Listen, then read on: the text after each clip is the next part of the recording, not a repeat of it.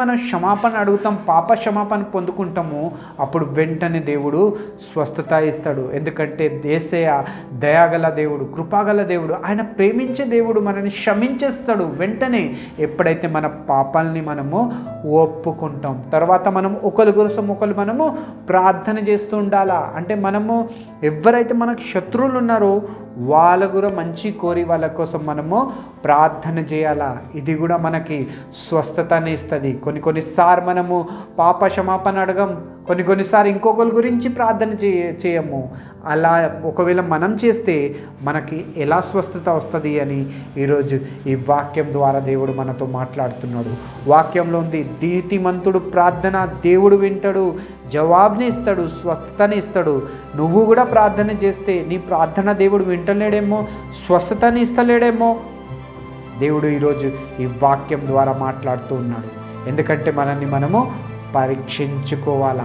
ఎంత మనల్ని మనం పరీక్షించుకుంటామో అంత మనం స్వస్థత పొందుకుంటాం. స్వస్థత రహస్యం ఏంటిది అంటే ఇంకొకరిని పరీక్షించడం కాదు, మనల్ని మనం పరీక్షించుకోవాలా. నేను ఎలా విశ్వాసంలో ఉన్నాను, నేను ఎలా జీవిస్తున్నాను, ఎలా నేను ఇంకొకరితో ఎలా ఉంటున్నాను. ఓ బ్రదర్ అండ్ సిస్టర్, వాక్యంలో ఏం రాయబడిందంటే ఒకవేళ నీ సహోదరుడు, నీ పొరుగువారు ఎవరైనా సరే కానీ ఒకవేళ వాళ్ళు సత్య మార్గం నుంచి తప్పిపోయి వేరే మార్గంలో వెళ్ళిపోతే అప్పుడు వాళ్ళని ఏం చేయాలా? మనం కొన్నిసార్లు మనం చూస్తాం, మనం రక్షణ పొందుతాం, బ్యాప్టిజం తీసుకుంటాం, దేవుని సంఘానికి వచ్చేస్తాం. మనతో పాటు కలిసి చాలామంది మనకు పరిచయాలు అవుతారు. కొంతమంది మన ఇంటి పక్కకే ఉంటారు, కొంతమంది విశ్వాసులు మనకు తెలుసుంటుంది. కొంతమంది విశ్వాసులు మంచి విశ్వాసి, స్టార్టింగ్లో రక్షణ పొందినప్పుడేమో మంచి విశ్వాసి ఉండే, మా ఇంటి ఎదురుగా ఉండేటోళ్ళు. కానీ ఇప్పుడు సత్య మార్గం నుంచి తప్పిపోయినారు. దేవుడు చూపించే మార్గం నుంచి వదిలేసి వాళ్ళు వేరే మార్గంలో వెళ్తున్నారు. వాళ్ళు తప్పిపోయి దేవుని నుంచి దూరం అయిపోయినారు. వాక్యం వింటలేరు, ప్రార్థన చేస్తలేరు, కూడికలకి వస్తలేరు, ఆదివారం వస్తలేరు. కొన్నిసార్లు ఇదంతా మన కళ్ళ ముందు జరుగుతూ ఉంటుంది. కానీ దేవుడు ఈరోజు ఈ వాక్యంతో మనతో మాట్లాడుతున్నాడు. వాక్యంలో ఏముందంటే ఒకవేళ నీ సహోదరుడు ఒకవేళ సత్య మార్గం నుంచి తప్పిపోతే నువ్వేం చేయాలా? వెళ్ళి వాళ్ళని ఎంకరేజ్ చేయాలా, దేవుని వాక్యం చెప్పాలా, దేవుని ప్రేమని చూపియాలా. దేవుడు మనల్ని ఎంత ప్రేమిస్తున్నాడు, ఆయన మనల్ని విడువడు, ఎడబాయాడు అని చెప్పాలా. ఇదన్నీ మాటలు చెప్పి మళ్ళీ సంఘానికి తీసుకొని రావాలా. ఓ బ్రదర్ అండ్ సిస్టర్, ఒకవేళ నువ్వు ఈ విషయంలో కూడా తప్పిపోయి ఉంటే చేయలేకపోతున్నావు ఏమో. అందుకే దేవుడు ఈరోజు ఈ వాక్యంతో మాట్లాడుతున్నాడు. పరీక్షించుకోవాలా మనం ఎలా ఉంటున్నాం, మనం విశ్వాసంలో ఎలా ఉన్నాం. ఒక డాక్టర్ దగ్గర పోతే డాక్టర్ మందులు ఎట్లా ఇస్తారు? నాకు ఈ రోగం ఉంది అంటే వెంటనే ఆ రోగం కోసం మందులు ఇవ్వడు. ముందు ఆయన టెస్ట్ రాస్తాడు, టెస్ట్ చేపి అని చెప్తాడు.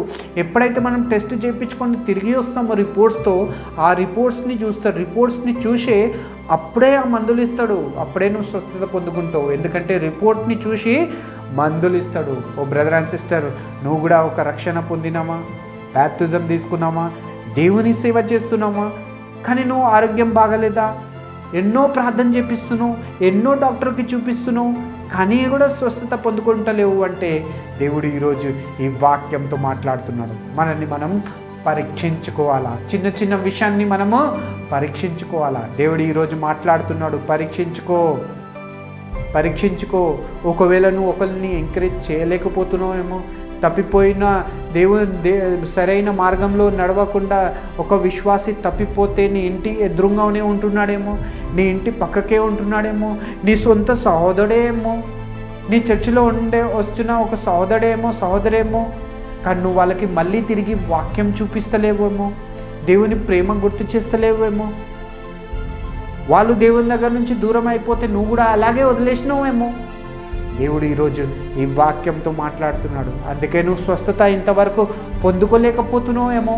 ఎందుకంటే నీ ఇంటి ముందు ఉన్న నీ సహోదరుడు తప్పిపోయిండు, నువ్వు ఇంకా ఆయనకి ఎంకరేజ్ చేస్తలేవు అంటే కూడా దేవుడు ఈరోజు ఈ వాక్యంతో మాట్లాడుతూ ఉన్నాడు. ఒక విశ్వాసి ప్రతి ఒక్క అడుగులో వాళ్ళని పరీక్షించుకోవాలా. ప్రభా, నేను ఎలా విశ్వాసంలో ఉన్నావు అంటే మంచిది. నువ్వు ప్రార్థన చేసుకుంటే సరిపోదు, నువ్వు బైబిల్ చదువుకుంటే సరిపోదు, నువ్వు సంఘానికి వస్తే సరిపోదు, నువ్వు నువ్వు కాటేజ్ మీటింగ్కి వస్తున్నావు అంటే సరిపోదు. నీ సహోదరుడు, నీ పక్కకున్నోడు, వాళ్ళు రాలేకపోతున్నారు కానీ నీకు కొంచెం కూడా భారం లేదు అంటే దేవుడు ఈరోజు ఈ వాక్యంతో మాట్లాడుతున్నాడు. అందుకే నీ జీవితంలో ఇంకా స్వస్థత రాలేదేమో, అందుకే నీ జీవితంలో అది ఒక్కటే కారణం ఉందేమో.